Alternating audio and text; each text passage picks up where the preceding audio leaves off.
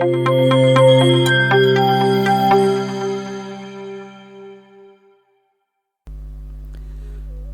ನಮಸ್ಕಾರ. ನಾಯಕ್ಸ್ ಎಜುಕೇಷನ್ ಕನ್ನಡದಲ್ಲಿ ಎಕ್ಸೆಲ್ ಸರಣಿಯ 56ನೇ ಸಂಚಿಕೆಗೆ ನಿಮಗೆಲ್ಲ ಹಾರ್ದಿಕವಾದಂಥ ಸ್ವಾಗತ. ಸ್ನೇಹಿತರೆ, ಇವತ್ತಿನ ಈ ಸಂಚಿಕೆಯಲ್ಲಿ ನಾನು ಎಕ್ಸೆಲ್ನಲ್ಲಿ ಆಟೋಮೆಟಿಕ್ಕಾಗಿ ಒಂದು ರೋವನ್ನು ಹೈಲೈಟ್ ಮಾಡಿ ಅನ್ನೋದನ್ನು ನಾನು ಎಕ್ಸ್ಪ್ಲೈನ್ ಮಾಡ್ತಾ ಇದ್ದೀನಿ. ಸ್ನೇಹಿತರೆ, ನಾವು ಬಹಳಷ್ಟು ಸಲ ಕೆಲಸ ಮಾಡುವಾಗ ಎಕ್ಸೆಲ್ನಲ್ಲಿ ವಿಶೇಷವಾಗಿ ದೊಡ್ಡ ಡೇಟಾ ಸೆಟ್ಟಲ್ಲಿ ಕೆಲಸ ಮಾಡ್ತಾ ಇರುವಾಗ ಒಂದು ಪರ್ಟಿಕ್ಯುಲರ್ ಸೆಲ್ನಲ್ಲಿ ಅಥವಾ ಪರ್ಟಿಕ್ಯುಲರ್ ರೋದಲ್ಲಿ ನಾವು ಕೆಲಸ ಮಾಡ್ತಾ ಇರಬೇಕಾದ್ರೆ ಅಥವಾ ಆ ರೋದ ಡೇಟಾವನ್ನು ಬೇರೆ ಕಡೆ ಎಂಟ್ರಿ ಮಾಡ್ತಾ ಇರುವಾಗ ಅಥವಾ ಒಂದು ಶೀಟ್ ಪೇಪರಲ್ಲಿ ಬರ್ಕೊಳ್ಬೇಕು ಅನ್ನುವಂಥ ಸಂದರ್ಭದಲ್ಲಿ ನಾವು ಆ ರೋವನ್ನು ಮಿಸ್ ಮಾಡಬೇಕಂತ ಅಥವಾ ಮಿಸ್ ಮಾಡ್ಕೊಳ್ಳುವಂಥ ಚಾನ್ಸಸ್ ಇರುತ್ತೆ. ಅಂದರೆ ಒಂದು ರೋದ ಡೇಟಾವನ್ನು ಬರ್ಕೊಳ್ತಾ ಇರುವಾಗ ಅಥವಾ ಒಂದು ಫೋನ್ ಕಾಲ್ ಬಂತು ಅಥವಾ ಬೇರೆ ಯಾರಾದರೂ ಮಾತಾಡಿಸಿದ್ರು ಅಂಥ ಸಂದರ್ಭಗಳಲ್ಲಿ ನಾವು ಅದನ್ನು ಮಿಸ್ ಆಗಿ ಬೇರೆ ರೋದ ಡೇಟಾ ಬರೆಯುವಂಥ ಚಾನ್ಸಸ್ ಇರುತ್ತೆ. ಆವಾಗ ನಾವೇನು ಮಾಡಬೇಕಾಗುತ್ತೆ ಅಂದರೆ, ನಾನೀಗ ಯಾವ ರೋದಲ್ಲಿ ಕೆಲಸ ಮಾಡ್ತಾಯಿದ್ದೀನೋ, ಸಪೋಸ್ ಈ ರೋದಲ್ಲಿ ಕೆಲಸ ಮಾಡ್ತಿದ್ದರೆ ಈ ಥರ ಆಟೋಮೆಟಿಕ್ ಅಥವಾ ಈ ಥರ ಮ್ಯಾನ್ಯಲ್ ಆಗಿ ನಾನು ಅದನ್ನು ಹೈಲೈಟ್ ಮಾಡ್ತಾ ಹೋಗಬೇಕಾಗುತ್ತೆ. ಇದರ ಬದಲಾಗಿ ನಮಗೆ ಆಟೋಮೆಟಿಕ್ಕಾಗಿ ಈಗ ನಾನು ಯಾವ ರೋವನ್ನು ಸೆಲೆಕ್ಟ್ ಮಾಡ್ತೀನೋ ಆ ರೋ ಆಟೋಮೆಟಿಕ್ಕಾಗಿ ಹೈಲೈಟ್ ಆದರೆ ತುಂಬ ಈಸಿ ಆಗುತ್ತೆ ನಮ್ಮ ಕೆಲಸ.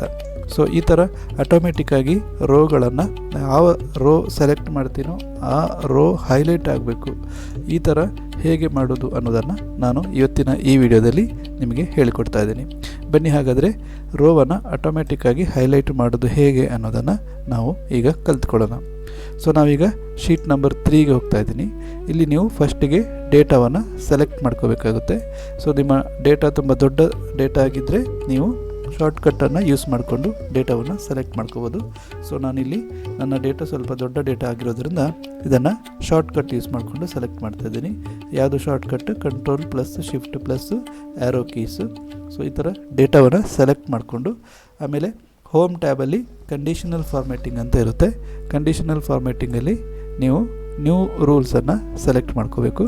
ನ್ಯೂ ರೂಲ್ ಸೆಲೆಕ್ಟ್ ಆದಮೇಲೆ ಇಲ್ಲಿ ಲಾಸ್ಟ್ ಆಪ್ಷನ್ ಬಂದುಬಿಟ್ಟು use a formula to determine which cells ಅದನ್ನು ಕ್ಲಿಕ್ ಮಾಡಿ ಇದರೊಳಗೆ ಒಂದು ಫಾರ್ಮುಲಾವನ್ನು ಟೈಪ್ ಮಾಡಬೇಕಾಗುತ್ತೆ. ಸೊ ಈಸ್ ಈಕ್ವಲ್ ಟು ಅಂತ ಮಾಡಿ ಸೆಲ್ ಅಂತ ಕ್ಯಾಪಿಟಲ್ ಲೆಟ್ರಲ್ಲಿ ಟೈಪ್ ಮಾಡಿ ಸೆಲ್, ಆಮೇಲೆ ಒಂದು ಬ್ರ್ಯಾಕೆಟ್ ಓಪನ್ ಮಾಡಿ ಇನ್ವರ್ಟೆಡ್ ಕೊಮ ಡಬಲ್ ಇನ್ವರ್ಟೆಡ್ ಕೊಮದಲ್ಲಿ ಸ್ಮಾಲ್ ಲೆಟರಲ್ಲಿ ರೋ ಅಂತ ಟೈಪ್ ಮಾಡಿ, ಆಮೇಲೆ ಡಬಲ್ ಇನ್ವರ್ಟೆಡ್ ಕೊಮ ಕ್ಲೋಸ್ ಮಾಡಿಕೊಂಡು ಬ್ರ್ಯಾಕೆಟ್ ಕ್ಲೋಸ್ ಮಾಡಿ, ಆಮೇಲೆ ಇನ್ನೊಂದು ಸಲ ಈಸ್ ಈಕ್ವಲ್ ಟು ಕೊಟ್ಟು ಕ್ಯಾಪಿಟಲ್ ಲೆಟರಲ್ಲಿ ರೋ ಅಂತ ಟೈಪ್ ಮಾಡಿ ಬ್ರ್ಯಾಕೆಟ್ ಓಪನ್ ಮಾಡಿ ಬ್ರ್ಯಾಕೆಟ್ ಕ್ಲೋಸ್ ಮಾಡಿ. ಇಷ್ಟೇ ಫಾರ್ಮುಲಾ ಅಥವಾ ಈಕ್ವೇಷನು.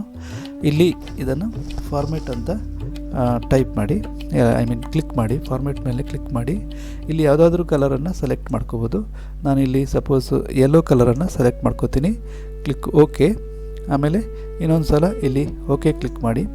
ಇನ್ನೊಂದು ಲಾಸ್ಟ್ ಸ್ಟೆಪ್ಪು, ಇಲ್ಲಿ ಈ ಶೀಟ್ ನೇಮ್ ಇದೆಯಲ್ಲ ಶೀಟ್ 3 ಅಂತ, ಅದರ ಮೇಲೆ ರೈಟ್ ಕ್ಲಿಕ್ ಮಾಡಿ.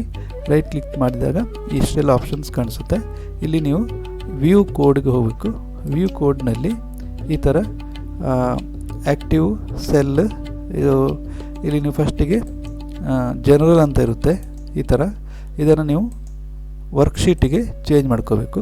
ವರ್ಕ್ಶೀಟಿಗೆ ಚೇಂಜ್ ಮಾಡಿಕೊಂಡು ಈ ಥರ ಒಂದು ಫಾರ್ಮುಲಾವನ್ನು ನೀವು ಫಸ್ಟ್ ಟೈಮು ಮಾಡೋದಾದರೆ ಈ ಥರ ಫಾರ್ಮುಲಾ ಇಲ್ಲಿ ಒಂದು ಈ ಎಂಡಲ್ಲಿ ಒಂದು ಲೈನನ್ನು ಆ್ಯಡ್ ಮಾಡಬೇಕು. ಏನದು? ಆ್ಯಕ್ಟಿವ್ ಸೆಲ್, ಇಲ್ಲಿ ಸಿ ಕ್ಯಾಪಿಟಲ್ ಡಾಟ್ ಕ್ಯಾಲ್ಕುಲೇಟ್ ಅಂತ ಒಂದು ಟೈಪ್ ಮಾಡಿ ಇದನ್ನು ಕ್ಲೋಸ್ ಮಾಡಿ. ಈಗ ನೀವು ಇಲ್ಲಿ ಬಂದರೆ ನಿಮ್ಮ ಸೆಲ್ ಯಾವುದೇ ನೀವು ಸೆಲ್ಲನ್ನು ಸೆಲೆಕ್ಟ್ ಮಾಡಿ ಅಥವಾ ಯಾವುದೇ ರೋವನ್ನು ಸೆಲೆಕ್ಟ್ ಮಾಡಿ ಅದು ಆಟೋಮೆಟಿಕ್ಕಾಗಿ ಹೈಲೈಟ್ ಆಗುತ್ತೆ. ಈ ಥರ ನೀವು ಮಾಡೋದ್ರಿಂದ ನಿಮ್ಮ ಕೆಲಸ ತುಂಬ ಈಸಿ ಆಗುತ್ತೆ ಮತ್ತು ನೀವು ಸೆಲ್ಗಳನ್ನು ಅಥವಾ ರೋಗಳನ್ನು ಮಿಸ್ ಮಾಡುವಂಥ ಚಾನ್ಸಸ್ಸು ತುಂಬಾ ಕಡಿಮೆ ಆಗುತ್ತೆ. ಸೊ ನಮ್ಮ ಡೇಟಾ ಎಂಟ್ರಿ ಮಾಡುವಂಥದ್ದು ಅಥವಾ ಬೇರೆ ಯಾವುದೇ ಕೆಲಸಗಳು ಕೂಡ ತುಂಬ ಅಕ್ಯುರೇಟ್ ಆಗಿ ಆಗ್ತವೆ.